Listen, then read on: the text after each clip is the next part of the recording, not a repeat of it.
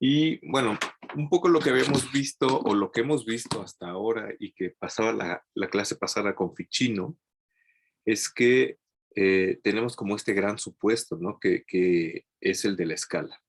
Existe una escala que conecta el cielo con la tierra o que va desde Dios hasta la materia, y esta escala al mismo tiempo es ontológica, como lo que hemos estado viendo en estas clases, ¿no? Que tiene como estos 5 niveles, y, y digo, al mismo tiempo se funde con una escala física, ¿no? Que es particularmente geocéntrica, ¿no? Y es bien importante tener en cuenta esto porque precisamente esto es lo que constituye la imagen del mundo para estos pensadores.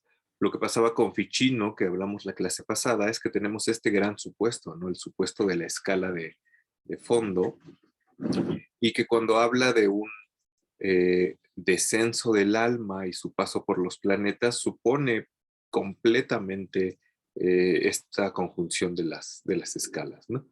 Y cuando habla también del amor, y el amor es esta fuerza que nos lleva hacia ese lugar de donde viene el alma, y de nuevo está pensando en ese trasfondo, ¿no? En estos supuestos que constituyen la imagen del mundo y que no los podemos obviar, ¿no? Ahí están, ¿no?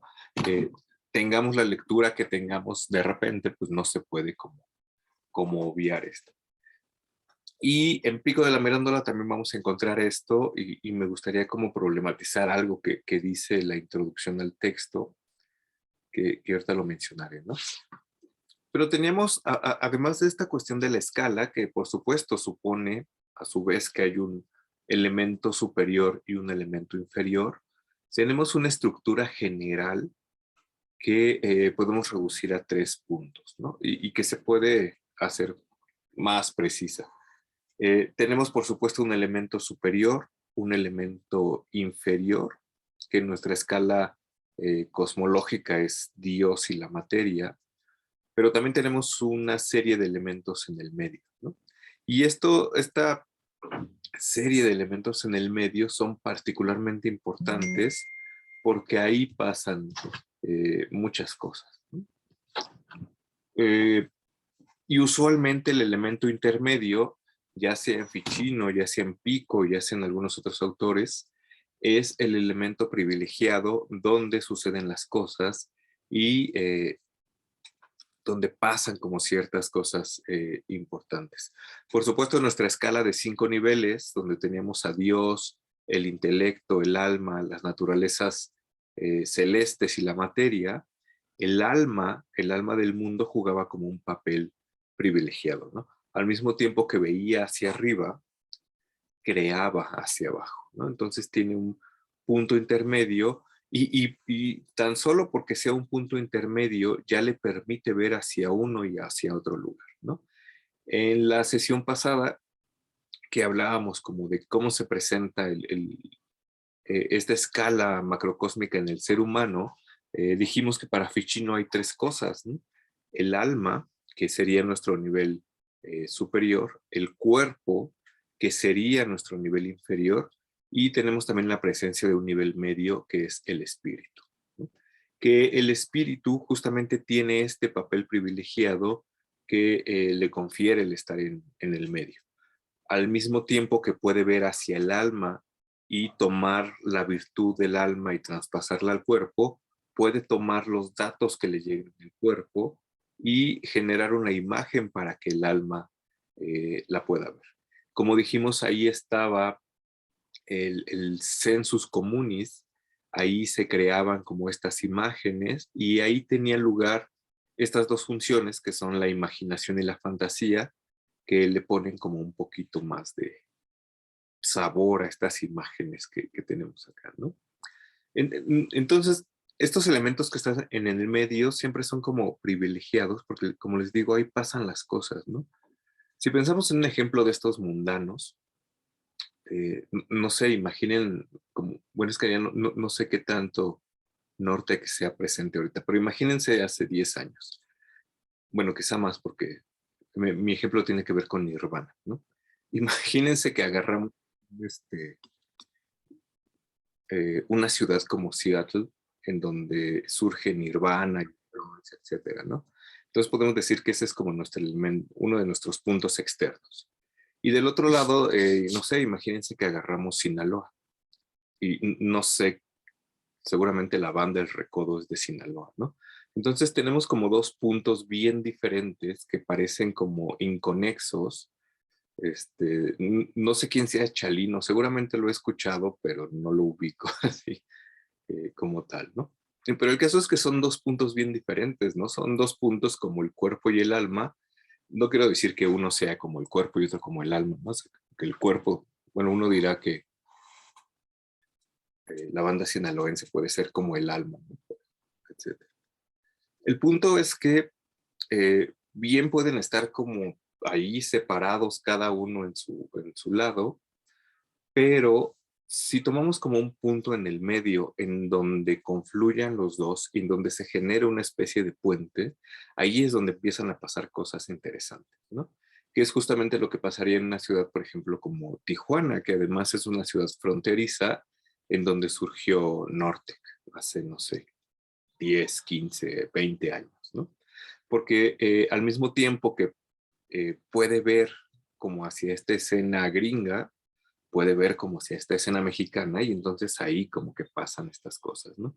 ¿Qué es lo que sucede mucho como en las fronteras, ¿no? O sea, los países, bueno, en México es como extraño, ¿no? Pero no sé, o sea, como dos culturas bien separadas pueden ser completamente aisladas y en realidad no pueden tener ninguna comunicación, pero es justamente en las fronteras en donde se tocan, donde suceden cosas como interesantes, porque es un punto de intercambio, es un punto medio que además puede tender hacia uno u otro lado, ¿no? Esta cosa que hemos hablado también del amor en Ficino, que es como un demonio y es intermediario, y al mismo tiempo que puede ir hacia uno u otro lugar, perdón, hacia uno puede ir como hacia otro lugar, que es justamente el mismo modelo que vamos a encontrar en la Oratio de Hominis Dignitate de Pico, pero que tiene que ver con el ser humano. Y aquí el ser humano va a ocupar este eh, punto intermedio y no solamente va a ocupar este punto intermedio que puede ver hacia arriba o puede ver hacia abajo, sino que tiene la libertad, y esto es lo más importante, de moverse hacia uno o hacia otro lado. De hecho, lo que les decía, bueno, creo que el texto que les compartí es la misma traducción que esta versión de la UNAM, pero no sé si tengan la pequeña introducción, porque un poco lo que dice este autor, que es Carlos Llano, es que, ya saben, ¿no? Estas como cosas raras. Dice que Pico lo que hace con esta idea de la libertad del ser humano y de la dignidad es adelantar un poco esta idea del existencialismo. Bueno, no sé, el existencialismo no es como mi fuerte, pero si lo reducimos como absurdamente a esta cosa del hombre está condenado a ser libre, parece o se parece mucho a esta cuestión como de Pico. Pero bueno, hay que tomarlo un poco con pincitas, ¿no? Pero bueno, para entrar en contexto, primero hay que decir algunas cositas sobre Pico. Pico es contemporáneo de Ficino, bueno, en realidad era más joven. Eh, Nació en 1463 y esto es más o menos un año antes o el mismo año en que Ficino estaba traduciendo el Corpus Hermético. ¿Se acuerdan que les había contado que llegaron todos esos textos de Oriente? Ficino empezó a traducir el Corpus Platonicum y de repente llegó el Corpus Hermeticum y Cosme le dijo, deja de traducir eso y traduce a Hermes. Pues justamente en ese momento estaban haciendo Pico. Para ese momento Ficino ya tenía 30, 31, 32 años. Y Ficino se encuentra con Pico cuando este tiene, no sé, 18, 19. Pico era uno de estos como eruditos, era perteneciente a una de estas familias adineradas, de manera que estudió como en las universidades más importantes de la época, en París, en Bolonia, en Padua, en Florencia, y cuando tenía 23 años, que esto es más o menos en el 86, en 1486, supone, o él cree, que tiene una formación lo suficientemente sólida para entablar una disputa pública en Roma. Ujú. Y esta disputa pública en Roma lo que pretendía era mostrar que todas las tesis que se podían decir del platonismo, del aristotelismo y de algunas otras cosas eran conciliables en una sola. Permíteme, tengo que conectar mi compu porque si no se va a apagar. Listo. Entonces, la idea de Pico, y por eso a veces es llamado el conde de la concordia, era mostrar, entre otras cosas, que el pensamiento de Platón y Aristóteles era el mismo y que se podía como conciliar, ¿no? Lo cual era problemático y para eso tendría que haber una discusión y una disputa en por qué sí y por qué no. Seguramente Pico formado, o sea, Pico que además se considera que es este personaje como el emblema del Renacimiento y la Oratio es así como el gran texto renacentista, porque pone al hombre en el centro y le da como esta movilidad y esta dignidad. Pico seguramente conocía porque se había formado en el modo de discusión escolástica. Uh-huh. Bueno, el semestre pasado hablamos un poquito de esto y decíamos que en el escolasticismo teníamos como un modelo de aprendizaje de la filosofía en donde la guía era la disputatio. Bueno, este era como el modelo, ¿no? Que literalmente significa una discusión, una disputa que se basaba en una quaestio, que era una pregunta. Entonces yo podría hacer una pregunta y a partir de ello había una disputatio, ¿no? Ese era el modelo de aprender y de enseñar filosofía en las universidades medievales y podíamos tomar una tesis cualquiera, ¿no? Sobre si el Espíritu Santo procede del Padre o procede del Padre y del Hijo, que además es el punto de ruptura entre el cristianismo católico y el cristianismo ortodoxo. Uh-huh. Y entonces la pregunta es esa, ¿no? ¿Proviene el Espíritu Santo del Hijo o solamente del Padre? Y a partir de eso se hacía una disputatio, se ponían como tesis a favor y en contra y era como el modelo, ¿no? Seguramente era... es muy aburridísimo de leer porque eso es lo que pasa con la Suma Teológica de Tomás, ¿no? Sigue este modelo por escrito, que más bien es un modelo como para verse y para tener ahí. Lo que pasa con Tomás es que es como cuando leemos las actas de los congresos, ¿no? Que son así como muy aburridas, porque, bueno, de por sí los congresos de filosofía son muy aburridos, porque la gente nada más se la pasa leyendo sus ponencias, ¿no? Y, y diciendo como cito y empieza a citar al autor y ya, fin de la cita. Pues leer eso todavía debe ser más aburrido, ¿no?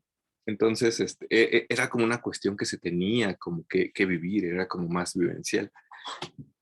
Y había disputatios o discusiones que se celebraban como en fechas específicas, ¿no? Como en Navidad, como en la Pascua, etcétera, y eran públicas, ¿no? Era algo así como estas, bueno, no sé qué tanto estén familiarizados, como ferias de pueblo donde de repente, no sé, había lucha libre, ¿no? Como si fuera la lucha libre y de repente cualquiera se podía subir a pelear ahí con el luchador en turno. Pico pretendía hacer esta cosa, ¿no? Entonces se dedicó a juntar 900 tesis y su idea era tener una disputa pública con quien se le parara enfrente. Y el propósito de Pico era decir que todas eran conciliables, ¿no? Que todo al final de cuentas venía como de una fuente común. ¿Se acuerdan que habíamos hablado hacia el principio de la clase cuando hablábamos del hermetismo? Que hay como dos maneras de entender la verdad, ¿no? Una que supone que la verdad está como adelante y que la vamos a alcanzar progresivamente avanzando, y otra que supone que la verdad está atrás porque fue revelada en un punto primigenio, de manera que conforme nos vamos alejando, pues lo único que pasa es que se va ramificando, ¿no? Es como si fuera un árbol y la verdad primigenia es como la semilla y después pues le salieron muchísimas ramas. Entonces lo que quería hacer Pico más bien era mostrar que todas estas ramas, todas estas cosas y brazos que salieron por ahí, llámese aristotelismo, hermetismo, cábala, cristianismo, judaísmo, etcétera, eran conciliables, ¿no? Y en realidad eran una sola cosa. Y entonces lo que hizo justamente fue juntar las 900 tesis, las pegó en Roma, así como Lutero, pero casi, no sé, 30 años antes, pero en Roma. Y al Papa, que en ese tiempo era Inocencio VIII, no le gustó como mucho esta cosa, condenó, me parece que 13 de las tesis. Es como que todo el mundo se enojó, Pico tuvo que irse a París, luego lo agarraron, lo metieron a la cárcel, luego cambió el Papa. Llegó Alejandro VI a ser Papa, que era el Papa Borgia, que tenía como particular fama por ser un Papa como, ¿cómo se dice? Libertino, y fue quien liberó como a Pico en 1593. Pero el caso es que al final Pico se murió en el 94, ¿no? Lo interesante de toda esta historia y por lo cual tiene que ver con nuestra clase de hoy y con la oratio, es que justamente la oratio fue escrita por Pico como una introducción para la discusión de las 900 tesis, ¿no? Y por azares del destino, ahora que nosotros podemos tener estos dos libros, siempre los tenemos como dispersos, ¿no? Sí, no sé si lo tengan físico, pero seguramente se dieron cuenta que es un libro muy chiquitito, porque justamente eso no era sino la introducción a este otro libro, que son las 900 tesis, que también está publicado por la UNAM, y por alguna extraña razón siempre se publican separados, ¿no? Cuando en realidad pues la oratio es la introducción a esto y es como lo primero que tendríamos que leer antes de llegar a esto. Por alguna razón no leemos nunca esto y siempre nos quedamos con esto, ¿no? Y además ni siquiera con todo, ¿no? Porque si lo leyeron, como que la carnita está en las primeras 15 páginas y después empieza a ir como por otros lados, ¿no? Entonces, bueno, todo esto era porque había que poner en contexto un poco el texto. Y lo que encontramos en el texto más o menos son como 3 o 4 partes, eh, en donde Pico trata al principio, les digo en las primeras páginas, el tema de la libertad, que es como lo que siempre se lee de la oratio. Tiene una segunda parte, no están separadas, o sea, las podemos ver ahí como esquemáticamente. Tiene una segunda parte donde habla de la necesidad del ascenso a Dios y una purificación. Tiene una tercera parte donde defiende esta disputa que pretendía tener con quien quiera que se le pusiera a discutir las 900 tesis. Y tiene una cuarta parte donde habla más o menos de la conciliación de estas doctrinas, ¿no? Entonces, quería poner en contexto para que no quedara volando como toda esta cosa, aunque nos vamos a centrar únicamente como en estas dos primeras partes, en donde habla de la libertad y de la necesidad de ascenso. Pero bueno, antes de entrar ahora sí en esta cosa, no sé si alguien tiene como alguna pregunta, alguna cosa que quede ahí.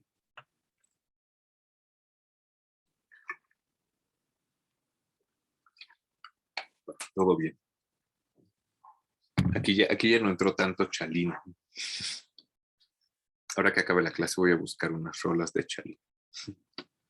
Pero bueno, lo primero que dice Pico es que ha leído en los grandes autores árabes que no hay nada más maravilloso que el ser humano.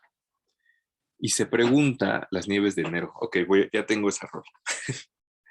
Se pregunta Pico, ¿por qué el ser humano es considerado como la criatura más maravillosa del mundo, ¿no? Y se empieza a responder a sí mismo. Dice, el ser humano es, eh, bueno, tiene al menos 3 respuestas a esto. Dice, el ser humano es lo más maravilloso del mundo porque es familiar de las criaturas celestes y soberano de las inferiores, lo cual ya nos pone al ser humano como en esta escala en donde está en el medio, ¿no?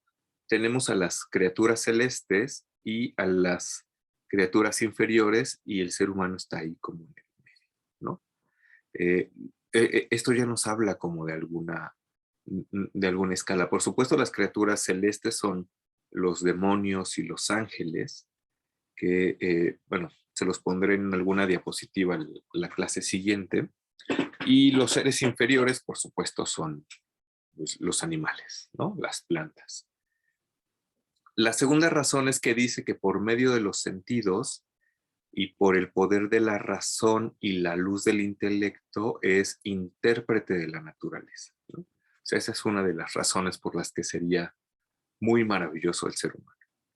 Eh, por supuesto, tiene que ver con esta cosa que hablábamos la clase pasada, ¿no? Nosotros tenemos contacto con el eh, mundo externo a través de los sentidos, con la razón podemos comprenderlo, y por la luz del intelecto, que sería una cosa más arriba, podemos comprender como la naturaleza, ¿no? Que es algo diferente de los animales. Por ejemplo, los animales pueden tener esta cuestión de los sentidos, pero no tienen ni razón ni la luz del intelecto que viene arriba.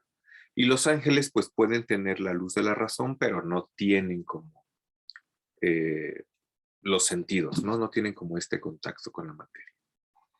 Y la tercera razón es que el ser humano, dada este nivel intermedio, pues es cópula de todos los seres vivos y es el intermediario entre lo que está aquí abajo y lo que está aquí arriba. Básicamente esa es como una sola respuesta puesta en tres, ¿no? Pero dice Pico que eso no le acaba de convencer, ¿no? Porque eh, si es cierto que tenemos como esta escala en donde tenemos animales, luego tenemos al ser humano y luego los ángeles, sería evidente que los ángeles serían todavía mejores que el ser humano, ¿no? O superiores al ser humano. Por algo están arriba en la escala. ¿Por qué no mejor decir que los ángeles son el... Permítame.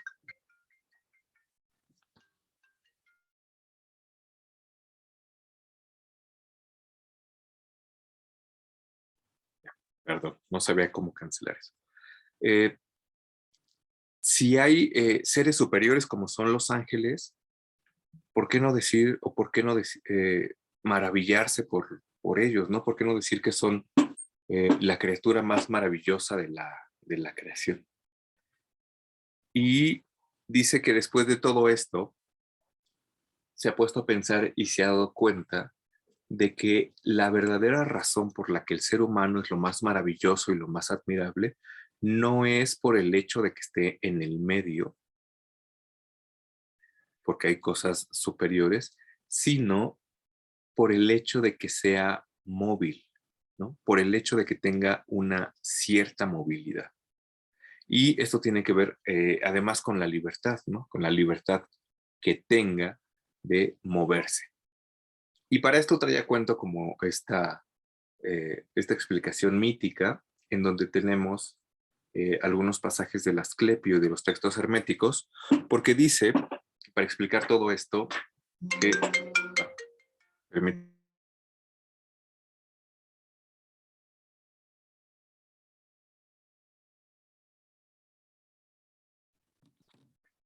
Ya, perdón. Eh, bueno, empieza a contar esta cosa de la creación, ¿no? Dice, al principio el Dios, que era como sumo arquitecto y padre de todas las cosas, creó el mundo, ¿no? Y él ya había llenado la región supraceleste con animales, ¿no? Con seres, también la región celeste y también la región inferior, ¿no? Ya había llenado esta región supraceleste con estas almas dotadas de inteligencia, que eran como estos ángeles, ya había llenado como los cielos también con estos planetas que se movían y además tan animados, y ya había llenado también el mundo elemental con todos los seres vivos, ¿no? Tenemos como esta distinción en tres niveles. Y dice, pero así como en muchas culturas, ¿no? Pero hacía falta alguien que pudiera admirar como toda esta creación y lo que hizo fue crear al hombre. El problema que sucedió cuando creó al hombre es que ya le había dado una cualidad específica a cada uno de los seres, ¿no? Por poner un ejemplo, al perro le dio la capacidad de ladrar y mover la cola cuando está feliz, no sé, a la víbora de arrastrarse en su panza, a las cucarachas de poder vivir sin cabeza, no sé, y a los ángeles de ser así súper etéreos, lo que sea. De modo que cuando creó al ser humano ya no le quedaba ninguna cualidad específica para darse. Y lo que hizo, algo así como pasaba con los textos herméticos, que los dioses o los 7 planetas le dieron un regalo al alma, es que Dios tomó básicamente todas las semillas o todas las cualidades de todos los seres y se las puso al ser humano. ¿Sí? Entonces, no solamente el ser humano está ahí en el medio, sino que tiene potencialmente dentro de sí las semillas de todos los seres vivos, ¿no? Bueno, no todos los seres vivos, sino de todos los seres del mundo, ¿no? No es como muy paradójico porque no tiene nada propio, pero tiene en común todo con todos los demás, ¿no? Y bueno, no sé, cuando pensaba en esto, pensaba en ese capítulo de Los Simpson, no sé si lo han visto, donde el señor Burns va al médico y le dicen que tiene todas las enfermedades del mundo, ¿no? Y que de hecho descubrieron enfermedades en él, ¿no? Entonces, el señor Burns sería como el ser humano pero es que aparte no está enfermo, ¿no? O sea, todas sus enfermedades están así como perfectamente equilibradas, que no está enfermo, pero tiene todas las enfermedades y les dicen que es como una puerta por donde pasan todas las enfermedades, pero como quieren pasar todas al mismo tiempo, pues no, ahí están, ¿no? Entonces, están ahí potencialmente todas, y en algún momento, pues, no sé, se podría morir, ¿no? O sea, eso sería como el señor Burns. Se me ocurrió otro ejemplo, igual mundano, que era un capítulo de Malcolm, el de en medio, en donde Malcolm tiene que decidir qué cosa va a estudiar, ¿no? Y no sabe qué quiere estudiar, y pues ya, para no pensar, lo que hace es una prueba de habilidades, y le dicen que pues es tan brillante que en realidad puede estudiar lo que quiera, ¿no? Entonces, básicamente, Malcolm y el señor Burns serían ahí como este ser humano de pico que está en el medio y que tiene dentro de sí la posibilidad de ser como cualquier cosa, ¿no? Lo cual es bien interesante porque a Malcolm, y esto es como más cercano a esta interpretación existencialista, a Malcolm le da angustia no saber qué hacer, ¿no? Hay otro capítulo donde también trata de decidir qué cosa quiere hacer y y para no pensar, lo que hace es aventar un volado. Y lo que le pasa es que la moneda no cae ni de uno ni de otro lado, sino que cae ahí como parada, ¿no? Como de canto. Entonces, estos dos ejemplos que parecen muy inmensos, me parece que ejemplifican muy bien esta postura de Pico, porque justamente lo que dice Pico es que el ser humano tiene una naturaleza indefinida, pero es una naturaleza indefinida que tiene detrás de sí toda esta gama de semillas y toda una imagen del mundo para desarrollar esas semillas, que no podemos obviar. Evidentemente, bueno, sí podemos, ¿no? O sea, podemos leer a Pico sin pensar en esto, pero nuestra interpretación no sería como tan completa. Y justamente, bueno, voy a decir eso más adelante. Justamente eso es lo que le dice, bueno, lo que dice Pico citando un pasaje del Asclepio, en donde Dios crea a Adán, al ser humano, y que es el pasaje más famoso seguramente de Pico y muy probablemente del Renacimiento, ¿no? Donde le dice que no le ha dado ningún lugar determinado, ni un aspecto, ni una figura particular para que el ser humano conscientemente elija eh, la naturaleza que él quiera. Dice que la naturaleza de los otros seres ya está constreñida por las leyes escritas. Por eso los perros no son perros y no pueden dejarse de ser perros. Por eso los ángeles son ángeles y no pueden dejar de ser ángeles. Pero el ser humano no está constreñido por estas leyes precisas que lo encajonan en esa naturaleza, de manera que eh, por su propio arbitrio y su propia elección y libre albedrío, puede elegir en qué convertirse. Y le dice, podrás degenerar en los seres inferiores o podrás, según tu ánimo, convertirte en estos seres superiores, ¿no? El hecho o la razón por la que el ser humano sea la criatura más maravillosa del universo tiene que ver con esto, ¿no?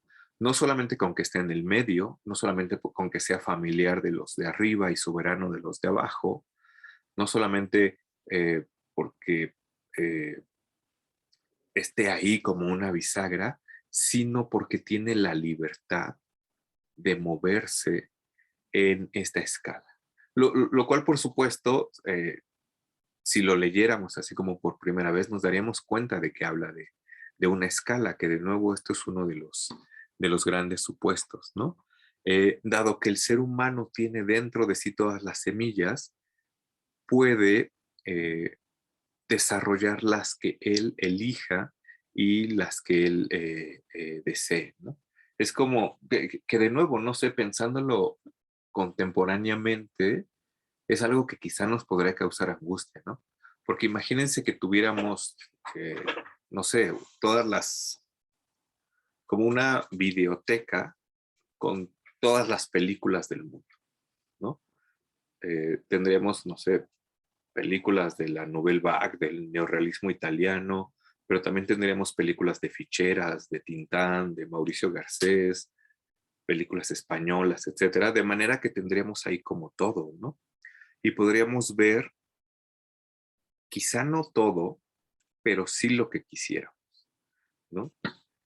Claro, claro, ajá, justamente es como la Barbie, Ricardo, ¿no? O sea, la Barbie, no se me había ocurrido eso, ¿no? O sea, la Barbie es puede ser como el ser humano de Pico de la Mirándola y tiene como todo este guardarropa, ¿no? Que además es muy interesante porque tiene que ver con el arte de la memoria. Es como si tuviera como todo este guardarropa que no solamente es ropa, sino son atributos que la hacen ser cierta persona, ¿no? Entonces dice, pues yo puedo ser, no sé, Barbie doctora, pero también puedo ser Barbie modelo, también puedo ser Barbie mamá, y también puedo ser Barbie enfermera o Barbie presidenta. Y a lo mejor aquí no se ve tanto la escala porque estamos como en o sobre una imagen del mundo distinta, ¿no? Escala que sí se va a ver como en Pico de la Mirándola, ¿no? Pero es un gran ejemplo el de la Barbie, ¿no? Me salvaste de decir algo políticamente incorrecto, mis películas de ficheras y albures. Pero bueno, dice Pico, y esta es una parte que retoma esta cuestión del alma en Aristóteles, de la cual no hemos hablado mucho, porque si se acuerdan, para Aristóteles todos los seres vivos tienen un alma, ¿no? Que es algo en lo que difiere de los platónicos, ¿no? Los platónicos también tienen un alma, pero este alma es como superior. En cambio, para Aristóteles, todos los seres vivos tienen un alma y la base de esta alma es el alma vegetativa, que compartimos, por supuesto, con los animales y con las plantas. Luego tenemos un siguiente nivel que sería el alma sensitiva, que ya no la tienen las plantas, pero que sí tienen los animales y que compartimos con ella. Y luego viene un alma racional, que solamente los seres humanos tenemos, ¿no? Dice Pico que si uno solamente se dedica a desarrollar las semillas propias de el alma vegetativa, pues lo que va a pasar es que uno no va a ser ya un ser humano, sino un vegetal. Va a ser como una planta, ¿no? Es como esta cosa que pasa tristemente cuando alguien tiene muerte cerebral, ¿no? Eh, y que ya ni siquiera siente, ¿no? O sea, bueno, ya ni siquiera tiene uso de razón, etcétera. Entonces ya Aristóteles diría que ya no tiene como un alma eh, racional y a lo mejor tampoco ya un alma sensitiva porque no, o sea, su sistema nervioso pues ya fue, pero sigue respirando y sigue alimentándose y sigue excretando, que es justamente lo que hace una planta, ¿no? Pico de la Mirándola diría ahí que solamente es como un vegetal, ¿no? A lo mejor ahí no por elección, pero es como un ejemplo más o menos claro de lo que tendríamos cuando Pico dice que uno se puede rebajar a ser como una de estos seres inferiores. Si nosotros solamente nos dedicamos a, eh, ¿cómo se dice?, procurar estas semillas propias del alma sensitiva. Si yo me dedico nada más a comer y a beber, así como hace rato vi un meme que hablaba del Congreso de Filosofía, así como si fuéramos estudiantes en el Congreso de Filosofía presencial y nada más nos pasáramos comiendo y bebiendo, pues Pico diría que seríamos como animalitos, ¿no? Que seríamos como bestias. En cambio, si nosotros nos dedicáramos a germinar las semillas propias de la razón o de esta alma racional, pues seríamos algo así como un animal celeste, ¿no? O sea, vamos subiendo como en el nivel de la escala y por supuesto hay todavía algunos otros niveles que tienen que ver con un nivel intelectual, que por supuesto tiene que ver con este otro nivel que es el nous, el intelecto, y otras semillas que tienen que ver con lo divino, ¿no? De manera que si nosotros vamos desarrollando como todas estas cosas, no solamente dejamos de ser una planta, un animal, un ser humano normal y nos convertimos en un ángel, sino que incluso podríamos llegar a tener algún tipo de contacto con la divinidad, ¿no? Eh,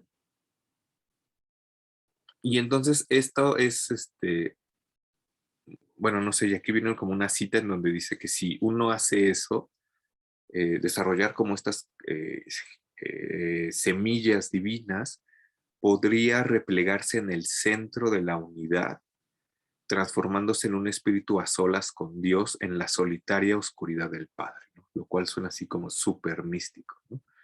Y que nos habla de nuevo como de esta imagen que tenía Ficino, ¿se acuerdan? Donde Dios estaba en el centro y alrededor estaba como todo esto, ¿no? Si nosotros desarrollamos como todas estas semillas, estaríamos, al menos en principio, en condiciones como de ir a meternos ahí como en esta cosa. Y justamente esta es eh, la razón por la que el ser humano es la criatura más maravillosa, ¿no? Porque puede, por libre elección, convertirse en una bestia, abandonarse como a los placeres carnales y sensuales, o por libre elección también puede decir, yo me voy a alejar del mundo, me voy a volver saturnino, como decíamos la clase pasada, me voy a alejar como de la mundanidad y me voy a dedicar a la contemplación de Dios, ¿no? O me voy a dedicar a la oración, o me voy a dedicar, no sé, a ayunar y estas cosas. Entonces estaría en términos como de pico, eh, subiendo, ¿no? Y hay algo bien interesante, ¿no? Porque a pesar de que uno puede convertirse en aquello que quiera, lo puede hacer únicamente dentro de sus posibilidades como ser humano y dentro de sus limitaciones como ser humano. Hay una parte más adelante donde dice que no es la corteza lo que hace a la planta, sino su naturaleza sorda e insensible, ¿no? Dice que no es el cuero lo que hace a la bestia, sino su alma bruta y sensual. Y esto es bien interesante, ¿no? Que no es la forma circular la que hace al cielo, sino la recta razón. Y de nuevo, no es la separación del cuerpo lo que hace un ángel, sino la inteligencia eh, espiritual.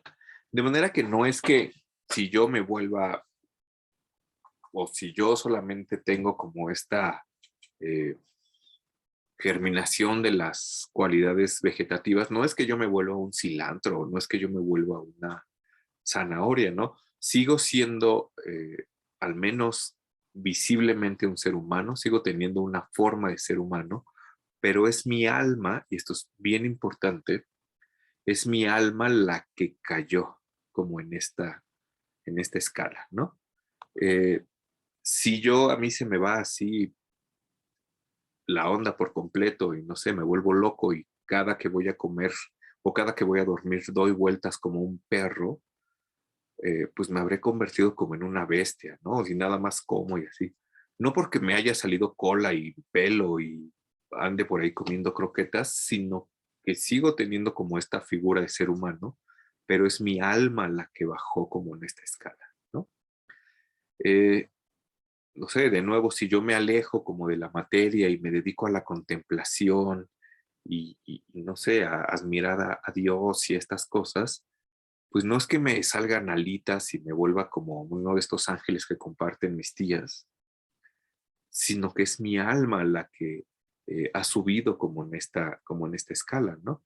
Y de nuevo, al final, si me vuelvo como un puro contemplador, así quizá como el Buda, y estoy abajo de un árbol de naranjas y estoy ahí todo flaco y etcétera, pues tampoco es que sea como un Dios, al menos en mi forma externa y física, pero mi alma estará así como subiendo la escala, ¿no? Y si tengo como este nirvana en donde ya me fundo con la divinidad, pues tampoco, o sea, desde fuera, los que me ven afuera, este, pues me seguirán viendo tal vez como soy, pero en realidad es mi alma la que ha subido, ¿no? Y esto es como bien interesante porque a lo mejor los loquitos pues sí tienen ese contacto con Dios. Bueno, seguramente todos hemos visto algún loquito del centro y desde fuera pues parece como, pues eso, un loquito del centro, ¿no? Pero a lo mejor es su alma. Y esto es como una cosa de doble filo, porque es su alma o la que ya subió porque de verdad tiene un contacto con Dios, o la que ya bajó porque, pues a lo mejor no, a lo mejor nada más se quedó como en el mero ámbito sensitivo y ya nada más come y bebe y ya no tiene como cierta racionalidad. Bueno, no sé si hasta acá haya como preguntas o comentarios. Yo, profe, tengo una pregunta. Sí, Max. Esta elección exactamente no es racional solamente, ¿no? Porque si fuera racional no podrías ir hacia el extremo sensitivo, pero al mismo tiempo no puede ser solo sensitiva porque si no, no podrías ir hacia lo racional. Entonces, más o menos como qué es. Claro, es que, ¿se acuerdan que en esta parte donde dice que el ser humano por eh, medio de los sentidos y de la razón comprende la naturaleza y tiene como algo pegado al intelecto, podríamos decir que esta libertad podría comenzar con los sentidos, pero al igual que Ficino, esto no lo dice exactamente Pico así, al menos en este texto, lo que podríamos ver en lo que percibimos con los sentidos es este rayo de belleza divino, que no nos lo puede mostrar solamente los sentidos, ¿no? Porque si fuera solamente por los sentidos, pues nos quedaríamos ahí abajo, sino que nos lo muestra este rayo divino que viene desde Dios, el intelecto, etcétera, por medio de la razón, ¿no? Entonces, es bien interesante cuando dices, esta elección hacia la materia no podría ser racional, porque cuando le metemos algo de racional a este primer conocimiento de la materia, pues en realidad ya estamos como subiendo hacia arriba, ¿no? Entonces, ¿qué es esta elección o cómo podemos definirla? Podremos decir que para Pico, y de nuevo tomando en cuenta este contexto y esta escala, es algo que empieza por el único lugar que puede empezar, que es nuestra experiencia del mundo físico, pero bien encaminada tendría que ir necesariamente hacia arriba, ¿no? Tendría que ser como eh, racionalmente encaminada hacia arriba, ¿no? Porque alguien racionalmente no elegiría nunca volverse un animal, ¿no? O sea, es como casi una contradicción en los términos, ¿no?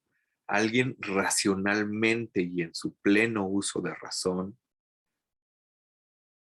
no elegiría volverse como una planta y quedarse ahí tirado, ¿no? O quién sabe, no sé, a lo mejor sí, pero en este contexto de Pico no, y es justamente a lo que iba.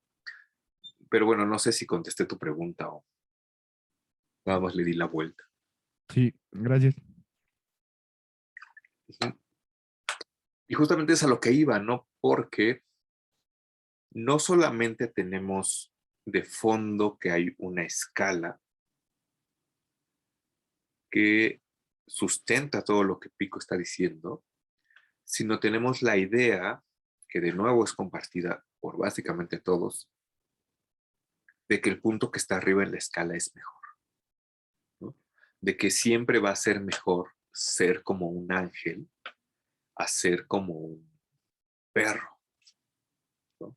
Que siempre va a ser mejor tratar de volverse como un dios a ser como un cilantro, ¿no? Como una papa.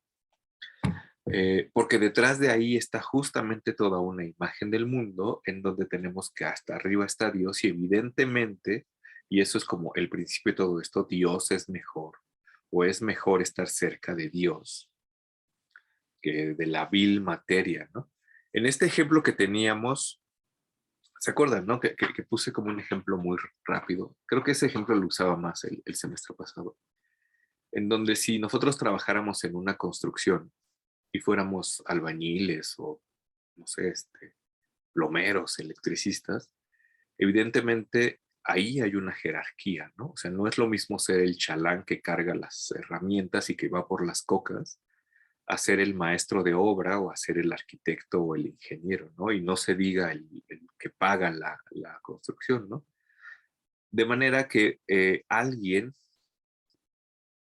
que está como en el medio de la jerarquía, racionalmente no querría bajar. O sea, si tú ya entraste como chalán y ya cargaste bultos de cemento y ahora eres, no sé, no sé cómo sean las jerarquías, ¿no? Pero ya estás como en el medio, no querrías volver a regresarte a cargar bultos de cemento y a traer las cocas, ¿no? Porque ya tienes como un cierto rango. Lo que sí querrías sería como subir en la medida en las que tus posibilidades te lo permitan, ¿no? El ser humano de Pico, podríamos decir que es este personaje que está en este ámbito de la construcción como en el punto medio, ¿no? Como en un rango medio. ¿Puede volverse un chalán? Claro que puede volverse un chalán, o sea, puede echar la hueva y decir, pues ya a mí no me interesa. O sea, yo con que tenga trabajo estoy y pero no sé, lo van a bajar como en la escala. Y puede también volverse maestro y aprender y no sé, a lo mejor por la edad subir, ¿no? Eso es más o menos el modelo de Pico. Pero también es bien importante porque puede subir hasta donde sus limitaciones se lo permitan, ¿no? Porque yo les decía, sí es cierto que para Pico yo me puedo volver como un ángel, pero eso no quiere decir que me van a salir alitas y voy a volar o que me voy a volver inmaterial porque en tanto que soy ser humano tengo ciertas limitaciones que no me puedo volar, ¿no? O sea, no las puedo obviar. Por más que sea lo mejor tener un contacto con Dios, en tanto ser humano no puedo obviar mi lado material porque mi cuerpo es quizá lo que me determina como ser humano aquí abajo, ¿no? Y de la misma manera, si yo estoy como en el ámbito de la construcción, puedo subir y subir y subir, pero no me puedo volver el arquitecto si no estudié, ¿no? O no me puedo volver el ingeniero si no estudié eso. A lo mejor sí estudié, pues sí, ahí está como está. Si estoy estudiando sobre la marcha, sí, ¿no? Pero a lo mejor lo que sí nunca me voy a poder volver es el dueño de la casa, ¿no? O el que está pagando la casa. O la esposa del que paga la casa, ¿no? O el hijo, o Carlos Slim, o quien esté pagando esto, porque eso está más allá de mis posibilidades de subir en la escala, ¿no? Y regresándonos un poco a esto, había dicho que Pico era o sonaba más o menos místico. No estoy tan seguro que tan místico sea, no lo sé. Pero lo que nos encontramos en la escala en muchos de estos autores es que uno puede subir hasta cierto punto, pero hay un punto después del cual no puede pasar. Porque pasar de ese punto supone eso, fundirse con la divinidad, volverse la divinidad misma, entrar en contacto con la unidad, y dado que la unidad es una, no puede haber dos, y mi conciencia, dado que sería otra, no tendría cabida, de modo que se volvería como una, ¿no? Entonces ahí estaría como el límite. Sí, Ricardo. Esto último creo que está relacionado a, digamos, el sincretismo que hizo Pico con respecto de la cábala judía al catolicismo, ¿no? Porque él también hablaba de estos temas cabalísticos, pero desde la perspectiva católica, donde justo hay como unos sefirot, y unos se tienen que despertar, pero unos no se pueden despertar si no es por medio de la decisión de Dios, etcétera, ¿no? Sí, sí, por completo, ¿no? O sea, justamente lo que dices tiene todo el sentido del mundo, porque además, si leyeron el texto, hay una parte donde dice, yo me puse y yo compré y me costó muchísimo dinero conseguirme unos manuscritos hebreos que nadie puede leer hasta que no tenga 40 años. Así que seguramente nadie de los que estamos aquí los puede leer. Pero Pico lo que dice, y lo que yo vi ahí fue, en textos judíos, dice, lo que yo vi ahí fue a Cristo y todo esto, ¿no? Porque lo que trata de hacer es conciliar. Y dice, todas estas cosas son cuestiones cabalísticas. Y justamente una de las cuestiones cabalísticas más interesantes son las de las sefirot, que vamos a platicar de ellas la semana que viene cuando hablemos de Camilo. Y como vas en la facultad, pues ya voy a llevar monitos. Pero las sefirot son como 10, ¿cómo decirlo? Como 10 emanaciones, por llamarlo de alguna manera, de las cuales casualmente 7 corresponden como al mundo material y 3 a la divinidad. Y por más que tú quieras subir por las sefirot, nunca de los nunca vas a poder superar la tercera sefirot, que es la vida, porque esa sefirot es el límite de esto, ¿no? Esto es lo que está un poco más o menos aquí en la escala, ¿no? O sea, esta es como otro tipo de escala que viene como de otra tradición, pero que en términos de pico sería exactamente lo mismo, ¿no? Es exactamente lo mismo que dijo Timeo en su diálogo, bueno, lo que dijo Timeo, bueno, Platón en boca de Timeo, que el demiurgo creó el universo viendo lo que siempre es y nunca deviene, de manera que esto de aquí es una imagen de esa cosa, pero no es ello, porque siempre hay un límite aquí y allá, ¿no? En los textos herméticos tenemos este dios hermafrodita que es y no es al mismo tiempo, pero que está como hasta allá de todo, y no es él el que crea directamente como el mundo, sino que crea una segunda divinidad y así para abajo. Básicamente es pues como lo mismo que tenemos en todas estas tradiciones, y este límite que no se puede pasar, pues no se puede pasar, ¿no? Entonces, por más que yo me esfuerce, no me voy a convertir en Carlos Slim. Sí, Orlando. Gracias, profesor. Bueno, me recordaba algo que Pico dice sobre, bueno, algo muy importante de Pico, que es como la dignidad humana, ¿no?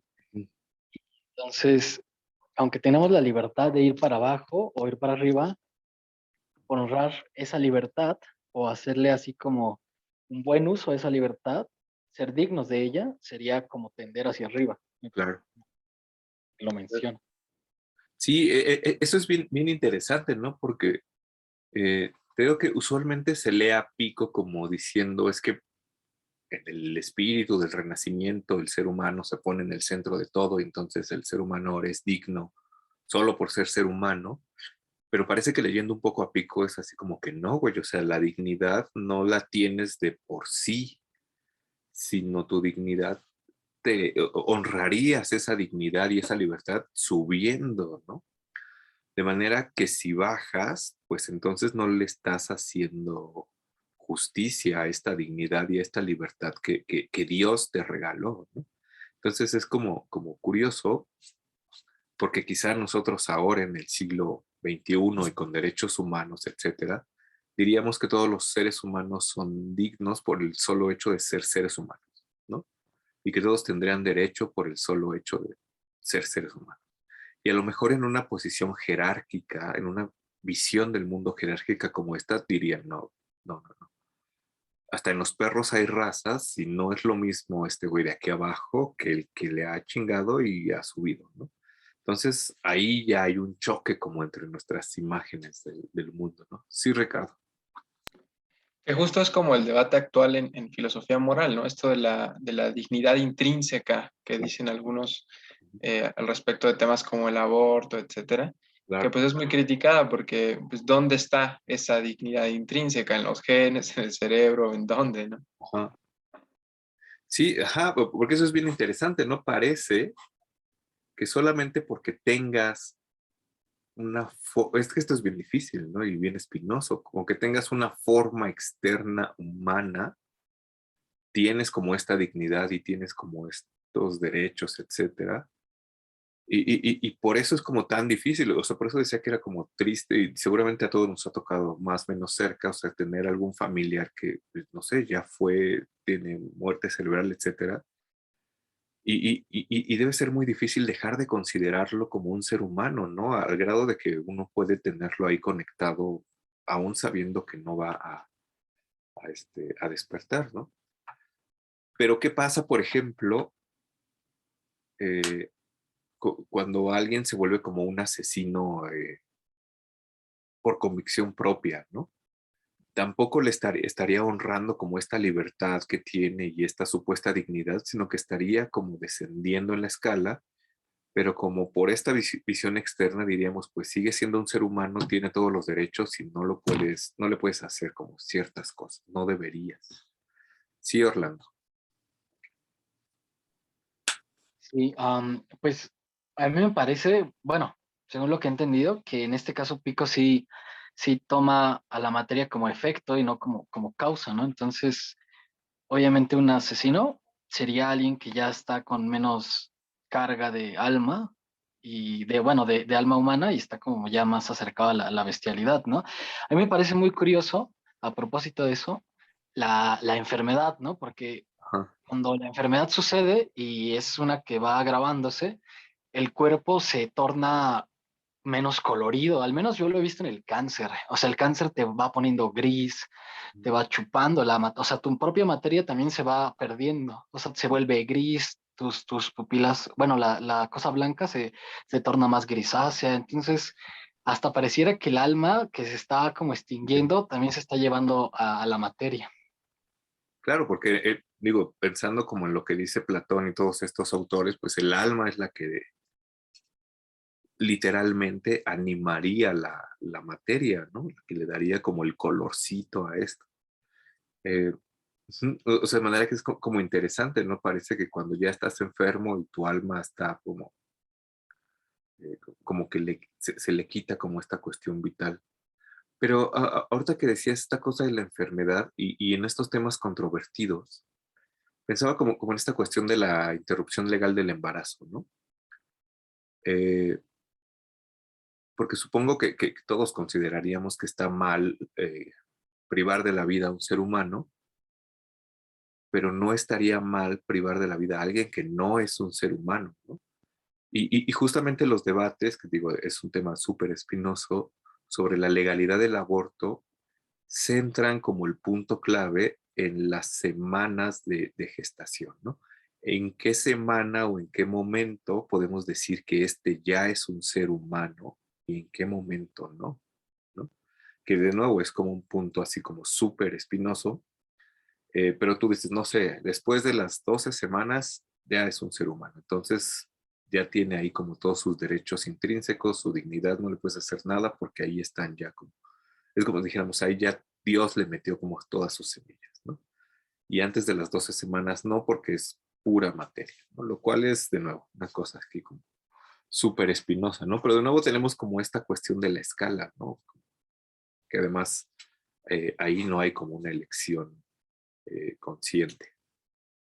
Pero, bueno, el punto aquí es que hay una jerarquía y hay una escala e idealmente el ser humano tendría la libertad de elegir hacia dónde quiere subir. O sea, ya ustedes mismos lo han dicho, parece que lo mejor es ir hacia arriba, ¿no? O sea, es que no se me ocurre otro ejemplo que no sea el de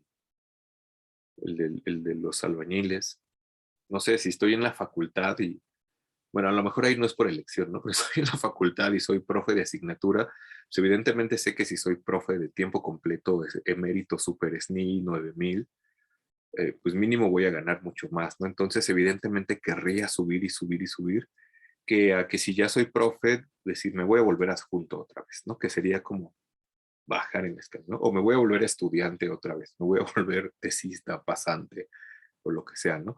Parece que es evidente que dentro de un sistema jerárquico bien establecido, lo mejor es ir como hacia arriba, ¿no? Y aquí viene el problema con esta cuestión del existencialismo que les decía al principio. Yo también les decía que el existencialismo no es como muy fuerte, pero de repente y una lectura superficial puede hacernos ver a Pico como un protoexistencialista o alguien que dijo, pues sí, y ahí está como la libertad. y esta condena a la libertad que hay en Sartre, por ejemplo, ¿no? Porque parece que en el existencialismo es una condena. El ser humano está condenado a ser libre, ¿no? Y está así como arrojado al mundo y aventado a la nada, que sería más o menos como Malcolm, ¿no? O sea, Malcolm le dice, tienes que elegir una carrera que estudiar y es como si lo aventaras en el desierto, ¿no? Entonces, es como interesante porque pensándolo en términos gráficos, eh, es como si tuviéramos una línea que va de un extremo a otro, así tal cual como decía Aristóteles, ¿no? De un opuesto al otro, y por el otro lado tuviéramos, no sé, es que no se me ocurre, creo que no es tan buen ejemplo, un círculo, ¿no?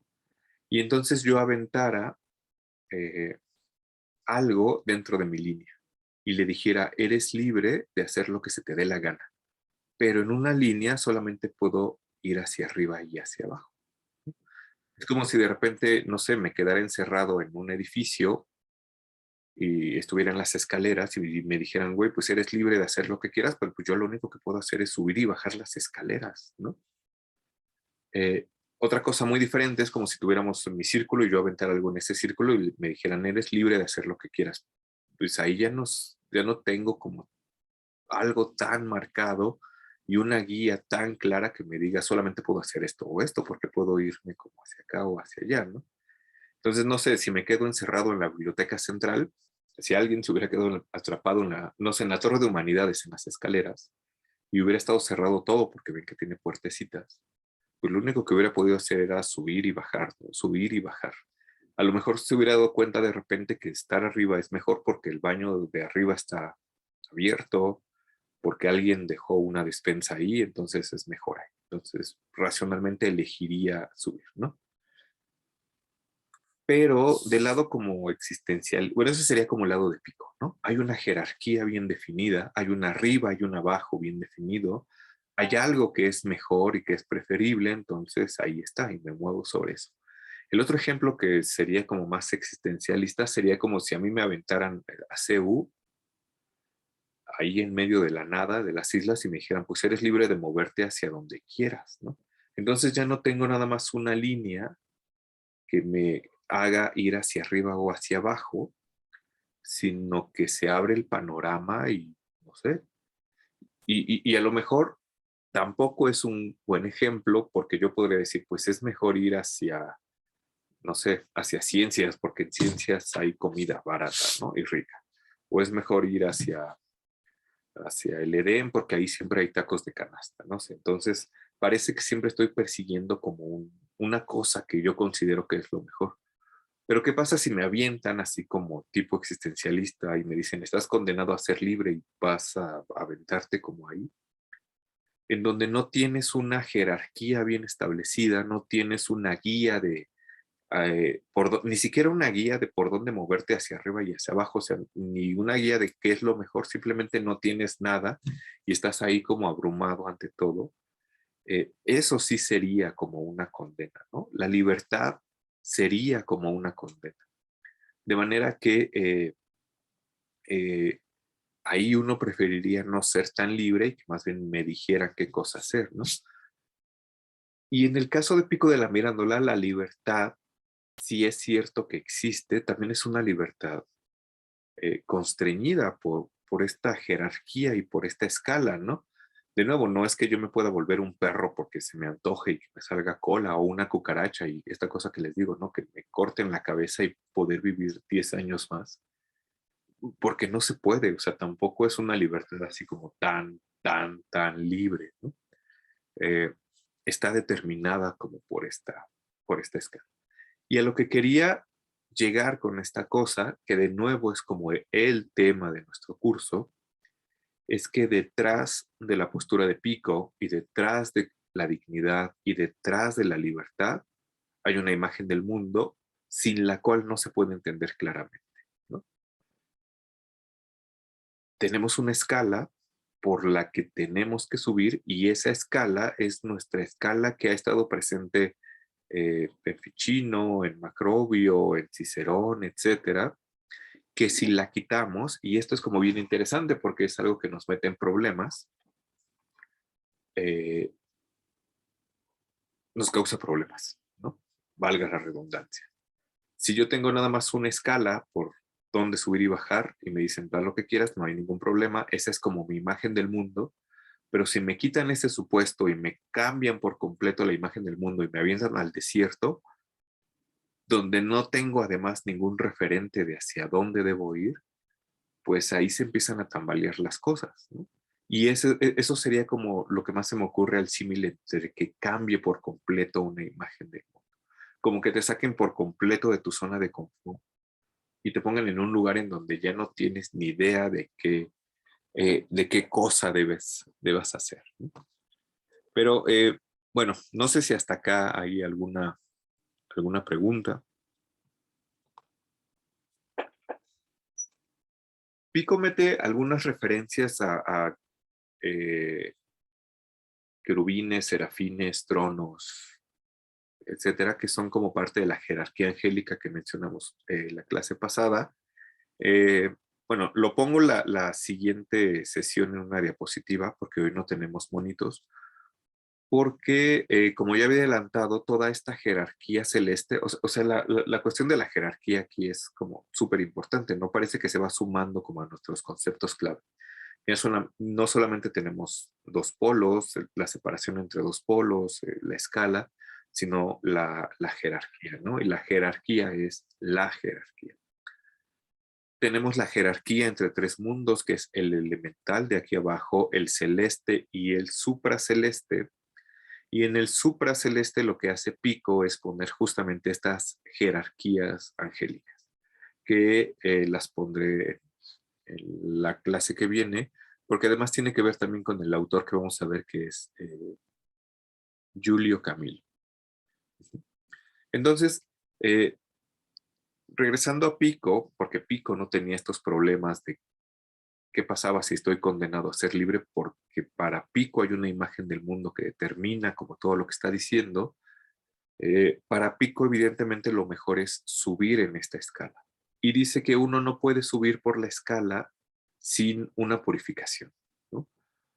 Porque dice algo así como que el alma tiene unos pies y los pies son nuestro cuerpo, que está en contacto con la vil materia. Y uno no puede pisar el primer escalón de esta escala con los pies sucios. De manera que lo primero que tiene que hacer es purificarse, ¿no? Que tiene que ver, por supuesto, con alejarse de la materia, ¿no? O sea, la materia es este velo que nos impide tener este contacto con Dios, como les había contado que dice Maimónides en la Guía de Perplejos. Sí, Orlando.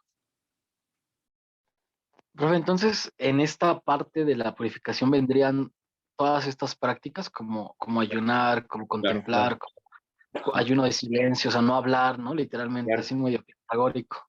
Sí, sí, porque si se dan cuenta, y aquí está como de nuevo este principio de movimiento, ¿no? Porque yo, seguramente a todos nos ha pasado, yo racionalmente y por elección libre digo, voy a hacer algo. Acabo de decidir que voy a aprender a tocar la trompeta. Pero si no hago nada, pues ahí me voy a quedar, ¿no? Yo por elección libremente y atendiendo y honrando a mi dignidad, acabo de decidir que me voy a volver como un ángel. Pero si no hago nada, o sea, si me quedo así, necesito como un movimiento y ahí aplicaría como el amor, ¿no? El amor sería lo que diría, va, tengo que hacer algo, ¿no? Ya no quiero estar gordo y ahora necesito hacer ejercicio, pues o sea, este principio de movimiento sería lo que me llevaría a levantarme mañana tempranito y tomarme, no sé, un jugo de naranja y irme a correr, que sería como el primer punto, que sería o sea, Pico diría que eso sería como lavarte los pies, ¿no? Porque con los pies vas a tocar la escala y en general como lavarte el cuerpo. ¿Sí? Toda esta parte de purificación, de ayunar, de estos ritos mistéricos, no sé, de no comer habas, de no orinar frente al sol, lo que se te ocurra, de no sé, a lo mejor volverte vegano, etcétera, sería como este primer paso, ¿no? O sea, como este primer paso para limpiarte y ser digno, como de poner los pies del alma, diría Pico, en el primer peldaño de la escala que te llevaría hacia arriba. Y es bien interesante porque aquí hay una postura bien clara que desprecia lo material, ¿no? O sea, él como que dijera, la materia nos está pegando aquí abajo y en realidad lo que yo necesito es subir, ¿no? Ir allá arriba, ¿sí? Que es de nuevo algo que está presente en todos estos autores, ¿no?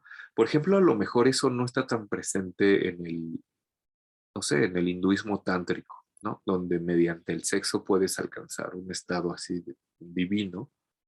Entonces ahí no repelerías a la materia, sino que mediante la materia, pues llegarías como a algún otro estado, ¿no? Pero sí, tiene que ver todo con eso. Eh,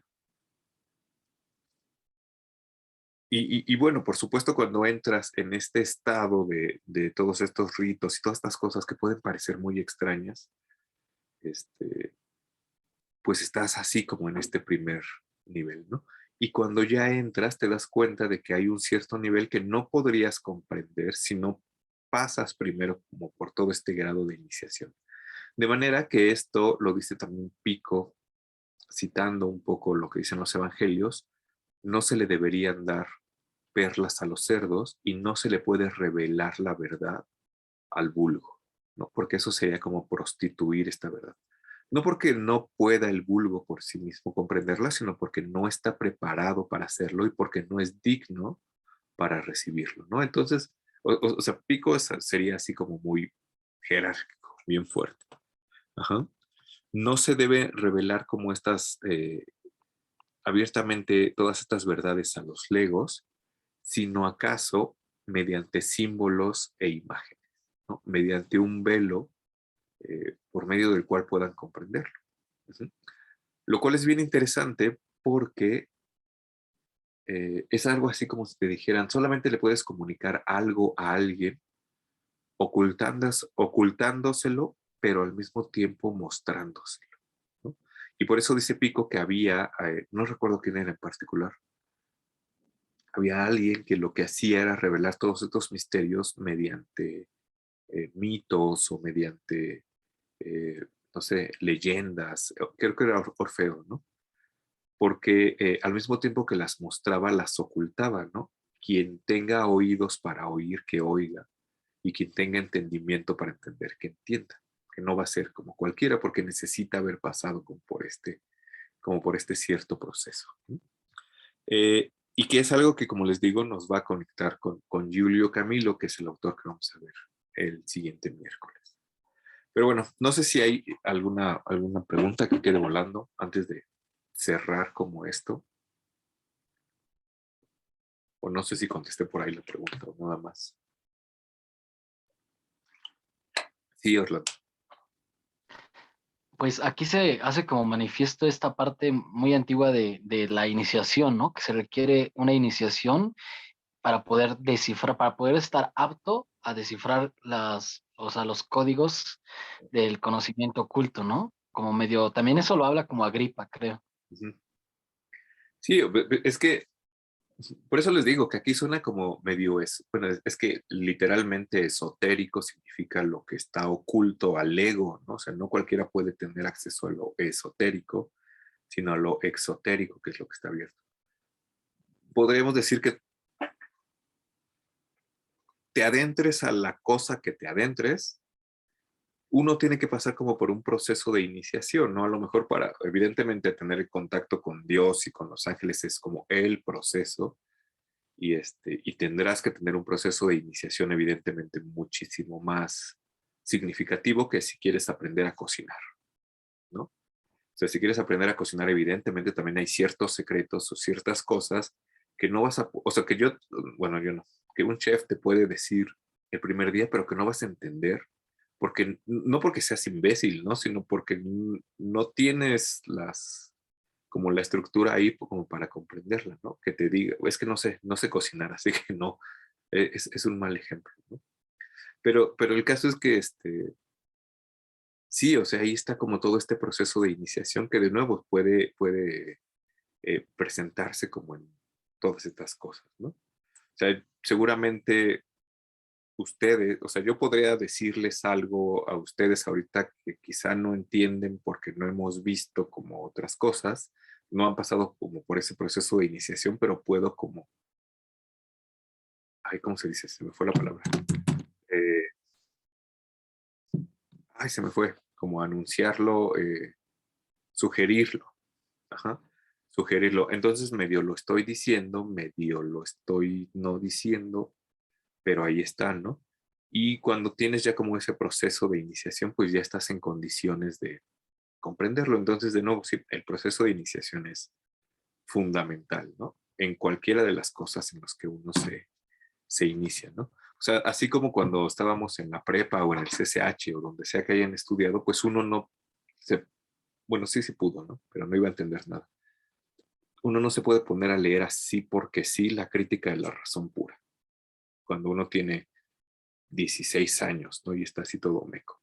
Bueno, sí puede, ¿no? Pero quizá no voy a entender. O sea, si en la facultad la leímos y quizá no entendimos nada, pues menos antes, ¿no? Porque necesitas como un cierto proceso de iniciación que a lo mejor los kantianos ya tienen como más desarrollado, ¿no? O los hegelianos que quién sabe cómo le hacen para entender a Hegel, ¿no? Los que Elena Frege y estas cosas. Pero sí, bueno, todo eso por la iniciación, o sea, es muy importante. Que en Pico sería esta cosa de lavarse los pies, del alma, por supuesto, para empezar a subir por la escalera.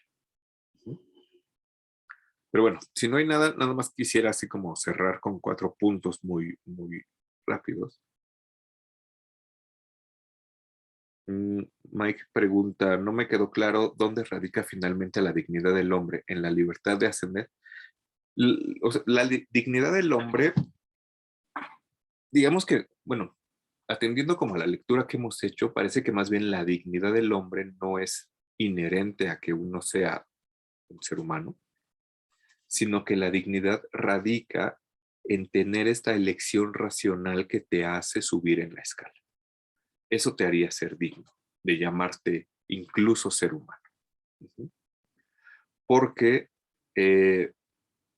lo que Pico diría es que si tú, bueno, y esto sería todavía más fuerte, ¿no? Si tú sabiendo que hay una escala y que puedes subir en esta escala, decides no subirla y no solo no subirla, sino bajarte un nivel y volverte como un cerdo, pues entonces ahí ya no le estás haciendo honor a tu dignidad, no eres digno, ¿no? No eres digno de llamarte ser humano, eh, pariente de los ángeles y gobernador de los seres inferiores, bisagra de todos los seres humanos, de todos los seres vivos, ¿no? O sea, la dignidad parece o radica en esta, es que es bien tramposo, ¿no? Como en esta libre elección que tiene que ir hacia arriba, que ahí ya no es como tan libre, ¿no? Entonces por eso decía que es relativamente o está relativamente constreñida porque hay un caminito por el que hay que subir, ¿no?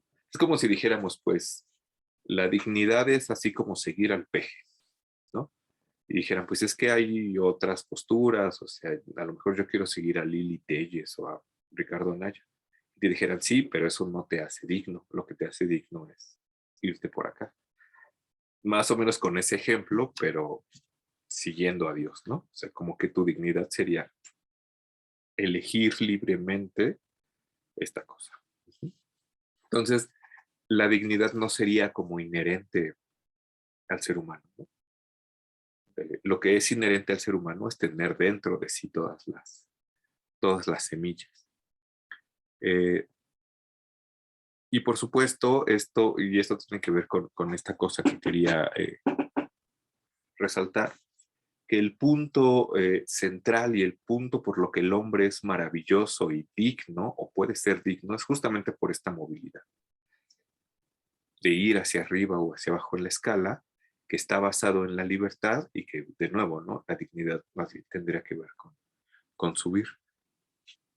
La otra cosa, y esto es bien importante porque es algo que mencioné seguramente en la clase pasada y que he mencionado algunas veces así de pasada y que parece que no tiene mucho sentido.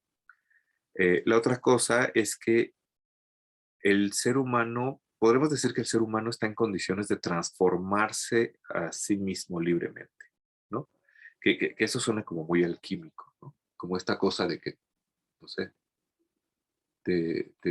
ay, tienes como un proceso de, se me fue la palabra, cuando te quemas para después como resurgir, ¿no? Como una autotransformación. Pero esta transformación es una transformación que de nuevo no se da como, por así decirlo, externamente, sino que se da internamente, ¿no? Todo este movimiento en la escala no lo hace, por así decirlo, la materia, o no solo la materia porque están pegadas, sino el alma, ¿no? Es el alma, ¿no? Si yo decido que nada más me voy a abandonar a los placeres sensuales, pues ahora soy como una bestia, pero en realidad es mi alma la que ha bajado. Si me vuelvo como una planta, de nuevo, no es que yo me vuelva automate, sino que es mi alma la que ha bajado. Y si me vuelvo contemplativo y todo, pues no me salen alas, sino es mi alma la que sube. De manera que esto, y esto lo dice Pico, ¿no? Podrás volverte una bestia, una planta o un ser superior según tu ánimo, ¿no? Según tu alma, bueno, dependiendo como el término. Y esto es muy importante porque tiene que ver con esta cosa rara que he dicho desde el principio, en donde tenemos una escala, un ascenso y un descenso, o inversamente, y el descenso, lo dije la clase pasada, por así decirlo, es ontológico, mientras que el ascenso es epistemológico, ¿no? Tenemos un descenso que viene desde Dios hasta la materia, y tenemos un ascenso que evidentemente no va a ser la materia como tal, porque no es que tengamos un Big Bang, se expanda todo y luego la misma materia se vuelva a contraer, sino que tenemos como esta explosión, estamos nosotros en un punto y queremos ascender, pero lo que asciende no es nuestra materia, sino como dice Pico, nuestra alma, ¿no? Nuestra alma es la que se va transformando, nuestra alma es la que va subiendo en la escala, porque además ya desde Cicerón tenemos que el ser humano es evidente y principalmente su alma, ¿no? De manera que cuando hablo de un ascenso epistemológico, y esto puede ser como extraño, me refiero como a este ascenso del alma. Y lo llamo como epistemológico porque ya hemos visto que no es que prescinda por completo de la materia, dado que comienza con la materia, ¿no? Comienza con la percepción de la materia, intuye la belleza divina que hay en la materia, y eso no se puede hacer sino mediante los sentidos, y por vía de algún tipo de conocimiento racional, encaja con esta cosa que viene de arriba y trata de subir, ¿no? De manera que de nuevo iba a decir, es un subimiento, es un ascenso que tiene que ver con el alma y con una vía, por así llamarla, de conocimiento, que evidentemente no es un conocimiento científico como nosotros lo entenderíamos, ¿no? Entonces, ya va cobrando un poco más de sentido esta cosa del descenso ontológico y el ascenso epistemológico, porque ya los he iniciado un poco en esta cuestión rara. Pero bueno, hasta acá. No sé si hay preguntas, comentarios con esta cosa. Dice Mike que todo bien.